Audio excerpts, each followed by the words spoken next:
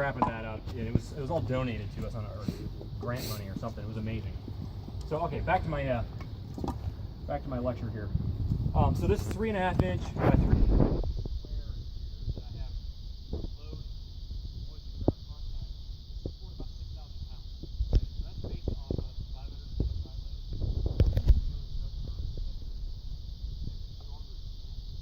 We work between the 200 and 1,500 psi. 500 works out pretty well because most of the stuff we get from south. So we are when they build crib boxes, I'm certain if you guys pay attention, at some point in your careers or lives, you watch house movers, right? They're going to take their big railroad ties and they're going to put the crib box and they're going to build it so that all the pieces are right on the four corners, just like this, right? As they build that up. You guys ever seen that before? Yeah. Nice and neat. It is a perfect square, and it is amazing. It's actually wrong. Okay. The interesting thing about it, the reason they get away with building their crib boxes that way is they're using railroad ties, which are what, 10 inches across? Yeah, they're 9 1/4 or something like that. 9 1/4. They're tremendous. Big, yeah. Okay, and houses don't weigh that much in the grand scheme of things.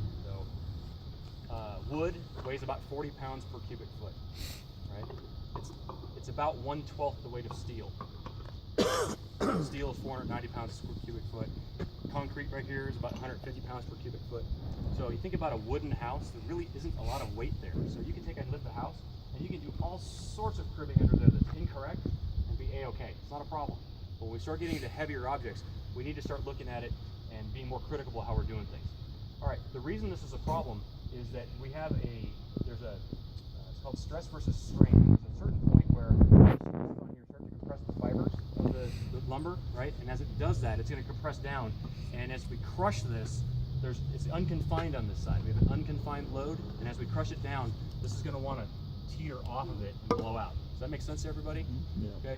If you guys have ladder trucks with outriggers and stuff here, okay, if you guys have a rotten piece of 4x4, cut some cribbing out of it, and just put your ladder truck outrigger on it and watch it crush down, you'll see exactly what I'm talking about. It'll start to compress the fibers, and eventually when it blows out, it'll roll off. Okay.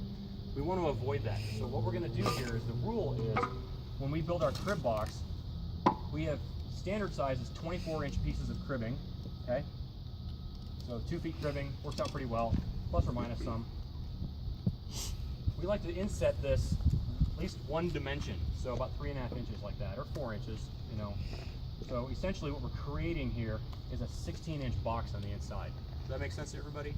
So by putting things on the inside and insetting it about one dimension on each side and being real careful about that, as it starts to crush down, it actually gets stronger because it creates this horseshoe, this trough that it sits in, like Lincoln logs. You guys think back here, Lincoln.